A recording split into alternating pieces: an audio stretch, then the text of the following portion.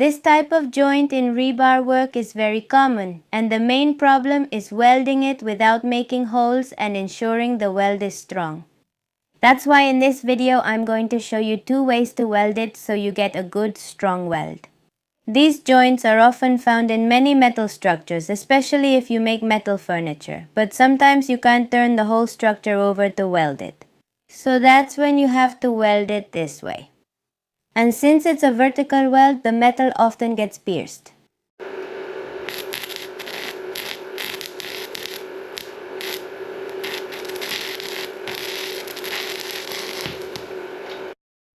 And the work becomes quite tedious, even more so if you're using thin profiles.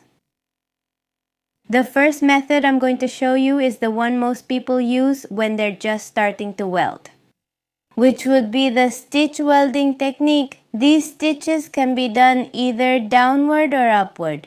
This technique is the easiest to learn, but it's not the one that looks the best, since there can be pores and the finish isn't very good. But overall, it's the easiest. To do this type of welding, I'm going to use a 6013 electrode that's 2.5 millimeters. It's very easy to find, both at hardware stores and regular shops.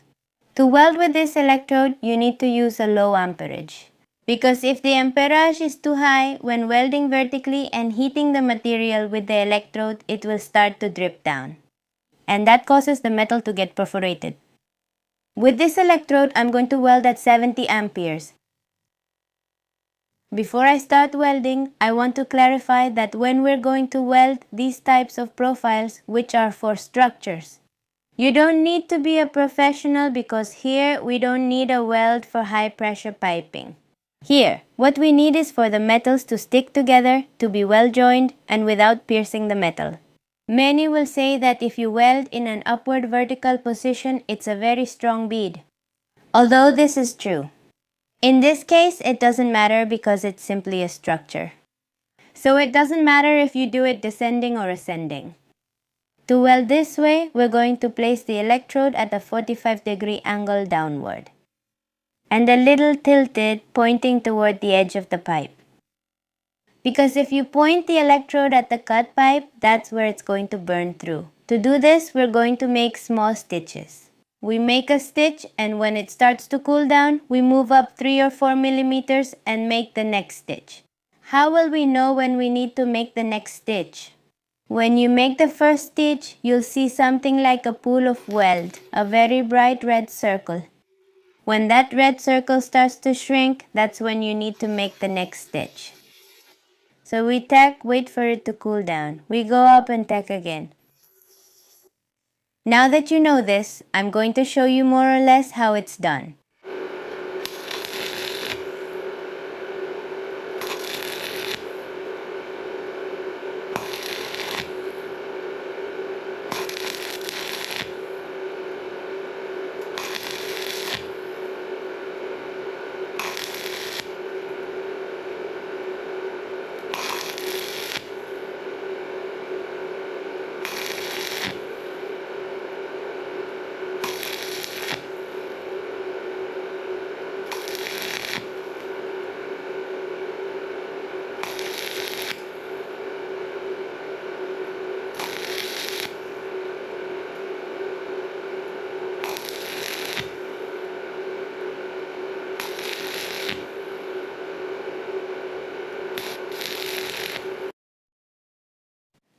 Once you're done tacking, as you can see, it's well welded, but it doesn't look good at all. That's why I don't use this technique. Even though it's very strong, it will take a lot of time to make it look neat. Music, and many times pores tend to appear in the weld. Music from... And now, to do this second technique, which is the one I use, because it creates a perfect and strong bead. Besides, it's faster to do it this way. For that, we're going to use a 2mm electrode, also 6013. And the welding machine set to approximately 60 amps. For this type of welding, we're going to make a downward bead, meaning we'll move the electrode down. In this technique, you don't need to make any kind of cutting or movement. You simply slide the electrode downward, maintaining a constant and fairly fast speed. If you slow down, you might pierce the material. We place the electrode at the top and move it straight down. To make this type of bead, you need to be as comfortable as possible. Since if you don't have a steady hand, the bead can move in any direction. Once you're settled, you can start welding. Background music.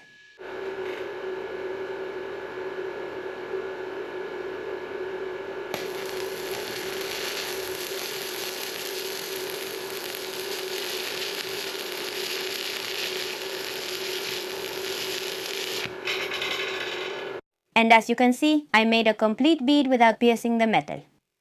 I'll move the camera closer so you can see better. As you can see, it's an even and neat bead. Before cleaning the slag, I recommend that you wait for it to cool down and if possible, use the welding mask.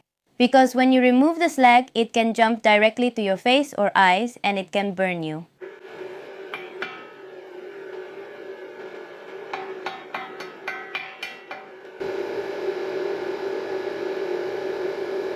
What I did was keep my arm in a fixed position. The only thing you need to move is your wrist sliding the electrode down. Look how neat this weld bead turns out. That's why I use this technique a lot. Because you simply weld and you can leave it just like that. Here I'm going to show you a little closer so you can see better. As you can see, it's an even and neat bead. It doesn't have any pores. And it even leaves a bead that doesn't require polishing. If you want, you can polish it, but you can also leave it like that, since it looks very good aesthetically. And well, these are the two easy techniques for welding profiles vertically. The first technique is easy to learn, but looks ugly aesthetically. And the second technique is a little bit more difficult. But once you learn it, it's the one you'll use most often, since it results in an excellent weld. So once you've mastered the first technique, which would be the stitch technique, practice this second technique. And how do you do this type of welding? Did you know about these two techniques? Leave it down below in the comments. And if you like this video, don't forget to follow me. It would help me a lot.